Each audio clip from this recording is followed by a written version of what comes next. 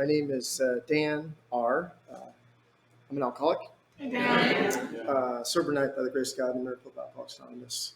And I always introduce myself with my last name, but I was told it's going on YouTube, so I guess I won't do that just to not be that guy. But the reason why I say that is that is my story, is that I'm Sober Night by the Grace of God and Miracle of Alcoholics Anonymous. And my first sponsor introduced himself with his first and last name because he explained to me that he believed it was an anonymity break to be anonymous inside of our fellowship. And that's an individual thing for all of us to figure out. Like, I'm not saying that's what anyone has to do. And so I've kept the same cell phone number the whole time I've been sober. And I usually use my first and last name so people can find me.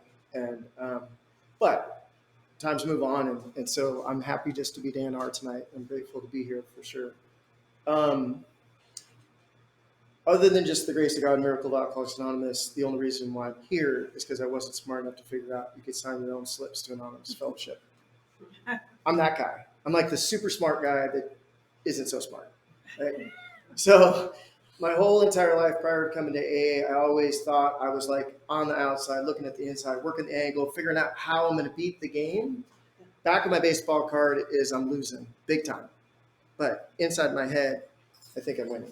Right? And so the escape route somehow is to a worse place than what I was escaping. But the only thing that worked was drinking. Like, that was the only thing that worked. And so I like to spend too much time on the drunkalog, but it is fun to think that I did concurrently work my way down two separate food chains. Like, I was in the restaurant industry. I worked my way down that one. And at the same time, I was never really skilled labor, but I was semi-skilled labor to just complete grunt. And then just like, what's the most dangerous thing I can do? Because you don't have to have skills to risk your life. So that's what my drinking looked like at the end. Was I would have never thought that it was the one thing that decided everything else in my life. But there's no question that looking back on it, I mean, I was a lifestyle drinker. I did whatever I needed to do to my lifestyle to drink. That's what I did. And it wasn't always like that. I mean, when I first started, it took me a little bit to figure out that alcohol got me to the place that I didn't care that I didn't care. Because prior to that, I just didn't much care for life. There was way too much of you, not enough of me, and like, it just wasn't great. And there's part of my life that was sort of going okay. Some of it there was a couple moments where maybe it was going really okay. There's other parts that were full on dumpster fire, but it didn't matter what part of my life I was in. I didn't like any of it. And once I figured out that drinking got me to the place that I didn't care, I did what any good self-respecting alcoholic would do, is I just went after it. And so at an early age, I figured out the distribution model, like, how do I get my hands on this and how do I get the quantity that I need? And my progression just took off. And by the time I was 19-ish, I was drinking fairly continuous. And I'd say by the time I was 20 or so, I was intoxicated and a practical chemist. And I say that my sobriety date is May 4th, 1994. I think the last time I was really sober was probably 89 or 90 at some point. I don't really know. Like, I just ingested chemicals before I got out of bed all day long until whatever happened. But it was never about anything other than drinking. That's always what it was about. And so I got into some trouble. It wasn't a whole lot of trouble. And I had some pretty good legal advice and all this other stuff. And so I took the deferred prosecution. And I was in outpatient, and I tell this just because it's just such a great example of just how incredibly full of myself I was, despite that there was just like no evidence to support that I should think I knew what I was doing. But I had signed that thing with the state of Washington, and I didn't care because it's easy to make commitments when you don't have to follow through on them. It's like, sure, no problem, like, sign your name. Like, so I'm sitting in outpatient, and this guy, there's always a crier, in the group, and so the crier talks. I'm such a loser. I'm like, yeah, you are. And And then he's like, I'm even behind in my A groups. I'm like, what a loser. And I was like, wait a second, A? Oh, that's right, I'm supposed to do that. So then I do the math, and I'm actually further behind than he is. So I'm like, oh, crap. So on smoke break, two people were complaining about this awful A meeting, and oh, it was so awful, blah. I'm like, great, what time is it? I'll go, right? So, like, I mean, that's how smart I am. So I show up at the meeting, and I made a massive mistake. Because I'll tell you straight up, I had no desire to stop drinking. The plan up to that point was to manage the chemicals around the UA tests. And I had a couple associates that had perfected it. One had done it a couple times. So I had a pretty good handle on what that was supposed to be. And I showed up at this AA meeting and I made this massive mistake. I listened and I caught alcoholism. Like I caught it. I caught it at the first meeting. And the people there were probably younger than I am now, but they were super old at that point. And that was both comforting and terrifying at the same time. And I just knew in the bottom of my heart, or maybe my soul, even though I didn't know what those things were at that point, that I was in the right place. I just knew it. And it wasn't cool like that. I've heard some, there's two versions of this story. The first one, F all of you that have the first version of the story, which is, I came in A's, my people, I met my tribe. Yeah. F yourself. Yeah, good for you. I'm on the other side, which is, oh my God, this is where I'm supposed to be. And this is somehow more horrific than what I just left, which is the worst day of my life. Like that. I mean, the only thing that made it semi-bearable is I knew I was never going to talk to anybody. So that was like, okay, that's fine. I can do my time. And so I sat in the same chair 28 days in a row, didn't say a word. And because I have no ego, I'm just Mr. Grandiose guy, I said to myself, I will introduce myself on day 30 when I pick up my coin. That's the first thing I'm going to say. And the meeting I was going to met every day, and they gave coins every day. And on day 28, a clock about that big read 5 minutes before the meeting started, and I thought, it's over. I'm done. I'm leaving. I'm out. Because day 28 was significantly worse than day -1. It was way worse, like multitudes worse, like ridiculously worse. I was a slightly better liar because I could track the lies a little better, but other than that, everything was awful. It was absolutely awful. And I was so freaking crazy and paranoid. I was afraid to leave before the meeting started because I honestly thought someone was going to stop me. Now, I've been to like probably 1,000+ meetings in the last 28 years, never seen anyone stopped. Like, we don't have a lot of rules. Like, we sort of discourage open drinking in the meeting. You can drink in the bathroom, and you can go drink, come back. Like, I wouldn't encourage you to do it, but like I've seen it happen. No one ever stopped, never stopped. But I was like, oh, they're going to stop me if I leave, so I'll just sit through one more, and then it's game on. And there was not like game on. Like, it's 1994. I'm not going to go like bump Eddie off the stage and like take the mic. I'm going to just go not be sober. That was it. And that was more than enough, because sitting in 28 meetings for 28 days sucked. It was awful. Like, it was good for like 10 days, and then it was just miserable. And the person that said, well, just don't drive 7 miles over the speed limit, you won't get a ticket. I was just like, oh my God, I'm going to kill you. Like, yes, we know that. Thank you. Yeah, don't break the law. You don't get caught. So I was just miserable. I was absolutely miserable. And I made the mistake again of listening. And about two-thirds of the way through the meeting, and this guy goes, I didn't get an effing thing out of the effing program to work the effing steps out of the effing book with an effing sponsor who worked in the effing blah, blah, blah, blah. And when you're working your way down food chains, the F-bomb is your language. Like, it's your love language. And so I have no idea why. But I got up after the meeting and I got in front of this guy and I said, will you sponsor me? I have no idea. Like, it just happened. And he's like, dude, I'm so effed up, I couldn't help you.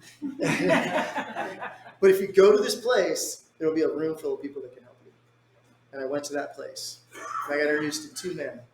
One died with 20-something years of sobriety, sober, and the other one became my first sponsor.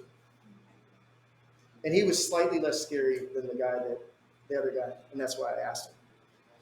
But he started talking to me on that first night, and he started solving riddles that I didn't know were riddles that explained my whole life. And then once he told me, I was like, how did I not see that? Like, how did I not see that? And I guess, scanned the big book. I think I would say I've read it, but I didn't recognize any of the stuff that he was quoting out of it. And, and so it was Phenomenon of Craving, and he had a very affected tone. It's brilliant dude. God rest his soul, brilliant dude. High verbal, big time. And so I couldn't tell. I didn't know what parts were the big book, and I didn't know what part was just his ridiculous command of the vocabulary. And so it was like sort of poetry, but I didn't like understand. And so he's like slowing it down for me. And then he finally says, he's like, Dan, where are you at 2:00? And 2:00. It doesn't have to say 2:00 in the morning. He just says, where are you at 2:00? I said, I'm drinking. And at that point, bars closed at 2. I don't know what they do now, but like, and he's like, where's everybody else? I said, everyone else is gone. He's like, that's the phenomenon of craving. Ooh, I get that. And then he's like, non-alcoholics, they drink like I drink orange juice. They get exactly as much as they want every time. They can leave a half a glass on the table no matter how much it costs. And I was like, yes. And I didn't put that together. And I'm still a small dude. I'm a little bigger, smaller guy, but than I was when I got sober. But I had lived and hung out with people that were twice my size, literally twice my body mass. And I drank them under the table because they were pathetically non-alcoholic. I've not met normies. Can we just not use normies? Can we call them pathetically non-alcoholic? Because when you watch them drink, it's pathetic. Okay, they're not normal because I've talked to them. So, but Port Huron, he'd sit down with an alcoholic, and I drink them under the table. But I never put it together. Dan is X, Jerron is 2X, but Jan drinks like twice as much as Jerron, which would be 4X. Like, it just didn't make any sense. But once he pointed it out to me, I was like, yes, I have that thing. And then he tricked me because he's like, do you have a drinking problem? And I completely lied. I didn't think I did, but I was used to lying and my lips were moving, so I said yes. And he said, I don't. I thought, well, if you're going to catch me, you got to get me a little bit further away. And sober, I can track him better. And then he said something that absolutely closed it. He said, I don't. Drinking is my answer. Living sober is my problem. And I was done. I was like, take me. And I was just dumb enough to do what he told me to do, which was call me tomorrow. And by the grace of God, Miracle Alcoholics Anonymous, he was the DCM of 17 and didn't drive. So I think I actually went to a district meeting before I made it to a home group business meeting. And so I just drove him around. And then I went to Quarterlies. I did all this other stuff. And we worked the book. We worked the steps out of the book. And then we went to the service manual. And then I did big book studies. And then we started a home group. And I was a GSR. And we did all this stuff. And but early on Thursday nights, we started going to Ballard Men and Ballard Hospital. And at that point, there was enough room that there could be men and women in treatment there. Years ago, it's just the priority that there's so few beds. The priority are men just don't make it there. But so we started going to carry meetings to the alcoholic that still suffers on Thursday night from the first Thursday. I drove him. I don't remember what the first one was, but we just started doing that, and he made it more than apparent that was what we were supposed to do. And he brought me all the way into his life, and maybe he just needed a driver. I'm not sure, but I just saw that what we were supposed to do was service and sponsoring and carrying the message to the alcoholic who still suffers. And I just made the mistake of doing what he did, and there's still times now where I can hear his voice because he's who he is. But I know what to do because I saw him do it. I saw him do it. I saw him do it. And that was incredibly, incredibly powerful for me. It was great that we worked the steps and all that other stuff. That was fantastic. But to have somebody generous enough to bring me all the way into his life so I could see it. Because when I first met him, I had the fanboy relationship is, I think, if you sponsor people, you want one and then you don't ever want a fanboy again. But you need one just so you can feel it. And I think as the sponsee, it's totally cool to be a fanboy or girl, whatever, or a fan X, whatever we're supposed to say. But But because he was generous enough and humble enough to bring me all the way into his life, he became a tragically flawed human being very quick. He was arrogant. He was totally bat crazy delusional about his ability to play softball. Like totally. Like I thought I was going to be like Kirby Puckett meets Rod Carew and Hank Aaron, and then he showed up, right? But because he brought me all the way in, he didn't just like impress me for 10 seconds. He brought me all the way in. What happened is on a real regular basis, something else would happen. And that delusional guy was gone. And this other thing, like this other higher power directed channel of light would show up. I was like, oh, I could do that because I can definitely be a crazy delusional guy. So maybe I can do that. And so that's what I've attempted to do is I still go to treatment centers on Thursdays. And I did about 11 years in general service. And then I came down here because my sponsor told me to come down here. And I did about 10 years down here. And then I took a few years off. And then we came back to do third legacy chair again because I think that's what we're supposed to do. I just didn't get well enough to leave AA. Like I didn't. Now, what happened outside of AA during all that is the full-blown infomercial, like better than you could believe. Every 5 years or so, I look back and think, I wouldn't take my life 5 years ago. I mean, if you made me do it, I would, but it's like way better today, way better today. I mean, I got to spend earlier today watching a 7 and 5 year old knucklehead that looked a little bit like me, who are my children, who, if you had asked me 10 years ago, I wasn't even going to have kids. Yeah.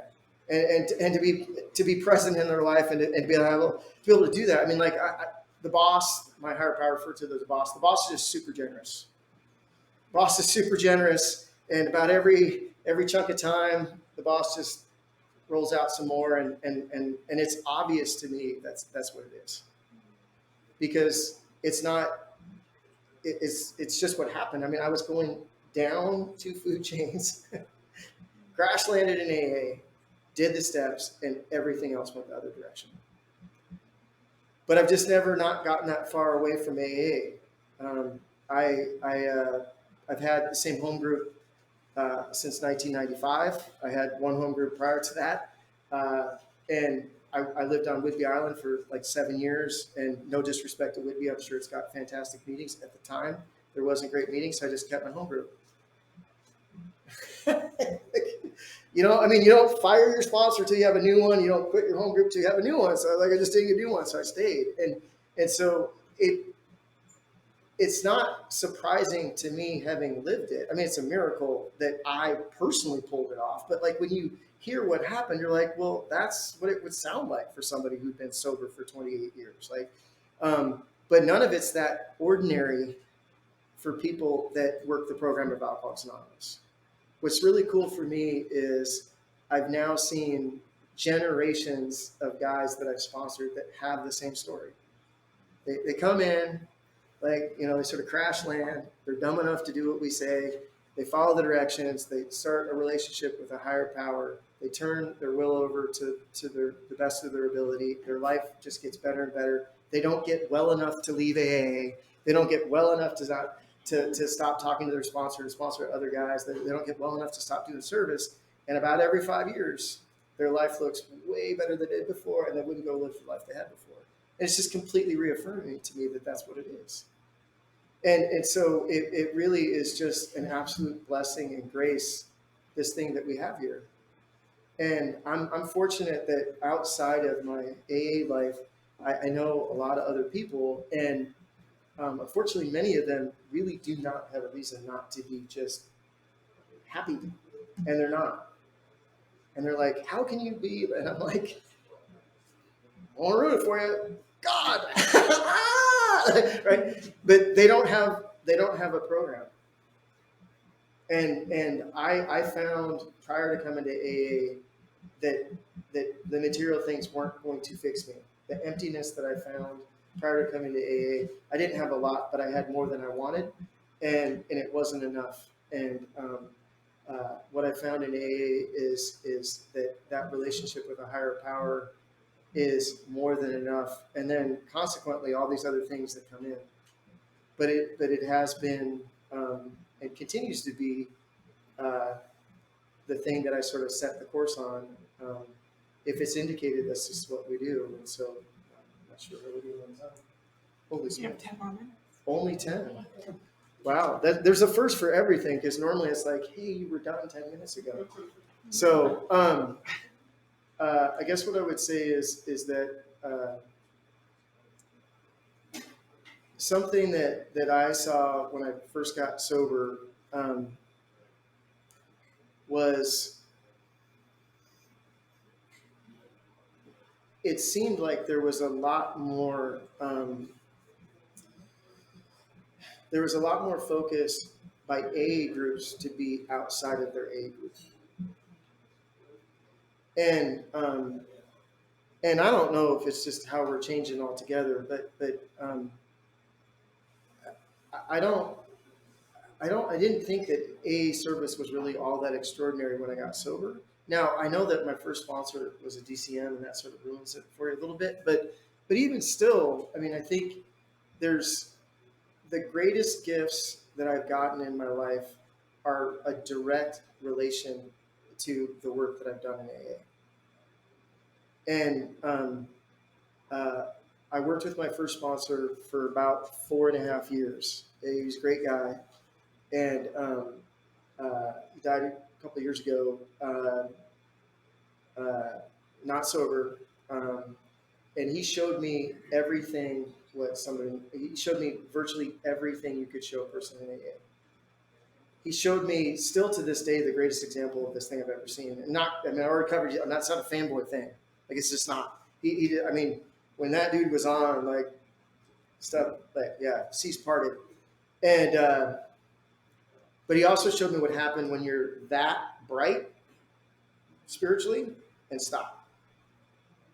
It goes dark. And I fired him. Like, it wasn't cool, but I did it. And the guy that I asked to be my sponsor was the only person at that time that I would hear talking about the 36 principles of Alcoholics Anonymous. And my first sponsor talked about the 36 principles of Alcoholics Anonymous. And so I've tried to the best of my ability to live those 36 as best I can. I'd say 31 of them are super helpful. The other 5, you got to be a little abstract or whatever. But there's a lot to be had in the 12 steps. Like, there's no question.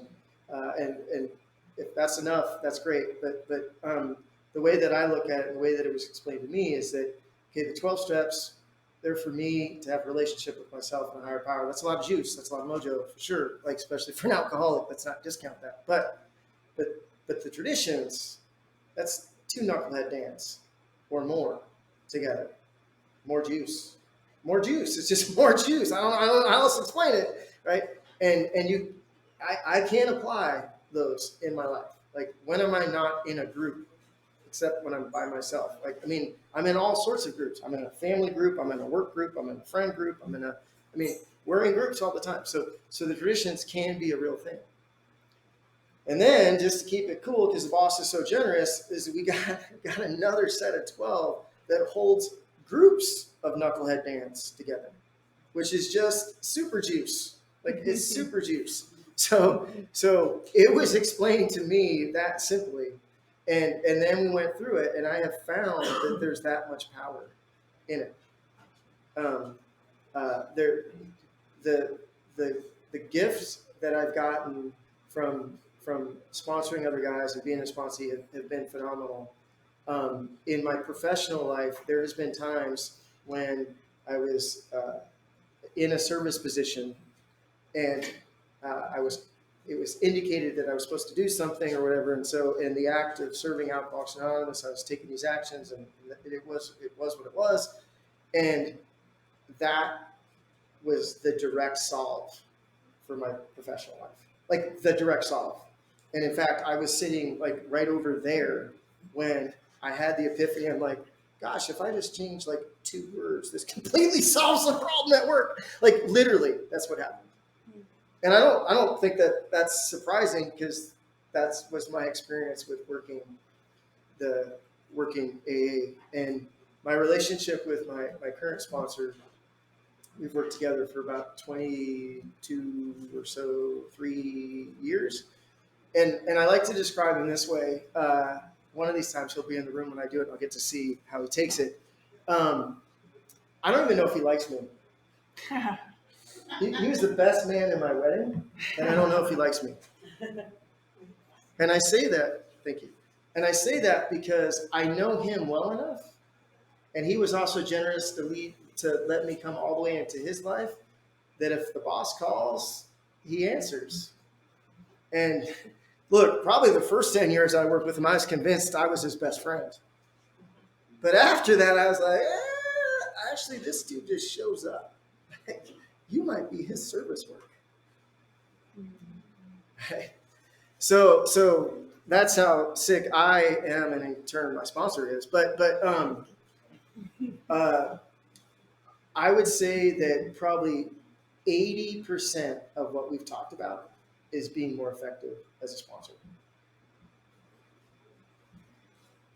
The 2 years that I was chair of intergroup, that ratio changed slightly. But when you add it up in its totality, I would still say 80% of the conversations have been about how I can be more effective in sponsoring. And then the nuance inside of that helps me be a more effective person to the rest of God's kids. There's always some direct tie-in, right? And I tell guys, hey, call me every day. That's what my sponsor told me to do. That's the directions. If you miss me and you want me to call you back, you got to tell me, because we got this tradition, attraction, not promotion. So it's a pull thing. So I'm not going to chase you down the street, but if you want, I will call you back. If you're just calling to check in and you're thrilled that you got my voicemail, that's cool too. But if you're thinking about calling me, call me, because you may or may not be on the brink of drinking. But I can tell you, especially nowadays, because the name pops up on the phone, right? It's like I might need that phone call because I'm more than likely already completely buried in self, or I'm right about to step into self. And it's something that I learned probably maybe, I don't know, first year of sponsoring guys, so first year of sobriety.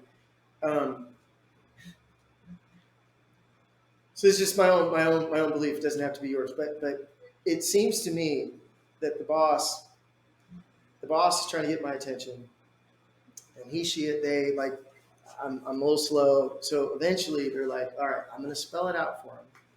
And what I'll do is I'll have a sponsee call him and tell him exactly what his problem is. Because I've never not had a guy call me about something that they're talking about that doesn't directly apply in my life. So I don't have to go back 5 years, or I got a great story that talks about selfishness. I'd be like, oh, I could talk about selfishness right now. Like right now. And that's how real and rich that AA is for me. Like I just, yeah, I mean, I think that's what we have that's available here. And it is an absolute gift. I mean, I don't know how to say this without sounding grandiose, but I'm telling you, I'm bragging about AA. I'm not bragging about me. I'm bragging about AA. So hopefully that lands. I get to be in rooms with other people that think they're cool, and other people can think they're cool. They would give half. Most of them would give half to have what we have. They would. And we get it for free if we're willing to follow some directions and surrender to a higher power. And so for me, it's a second to second deal. It's an absolute miracle every single time I follow directions, because I have more experience working the steps and trying to be in relationship with a higher power, but I don't think I've learned anything. Right? I mean, I learned how to tie my shoes, and I can now tie my son's ice skates like practically upside down, and they stay tied. But these principles that we have in Alcoholics Anonymous, the selfishness and all this other stuff, like I don't think yeah. So I just haven't gotten to the place where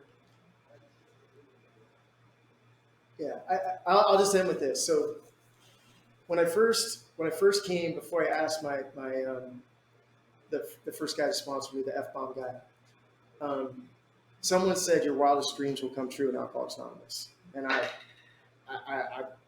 I mean, I was too afraid to speak, but like, I mean, I wanted to scream.